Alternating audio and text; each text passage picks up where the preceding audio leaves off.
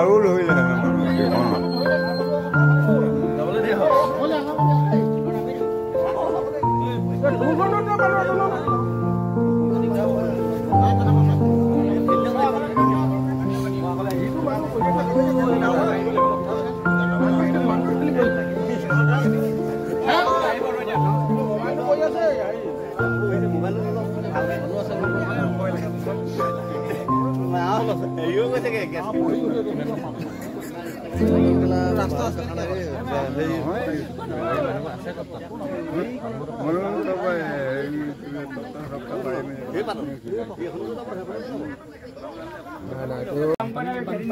ডাঙৰ সমস্যা ইতিমধ্যে আছিলেই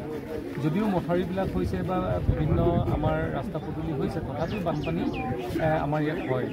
এইডোখৰ অঞ্চলত সমগ্ৰ ভূমতাৰ গোটেই পানীখিনি এজনে দি ওলায় এইবাৰ বানপানীটো অকণমান বেছি হৈছে মাননীয় মুখ্যমন্ত্ৰী ডাঙৰীয়াই নিৰ্দেশ দিছে যে এই বানপানীত যিমানখিনি আমি সহায় কৰিব পাৰোঁ আমি সকলোকে যাতে সহায় কৰিব পাৰোঁ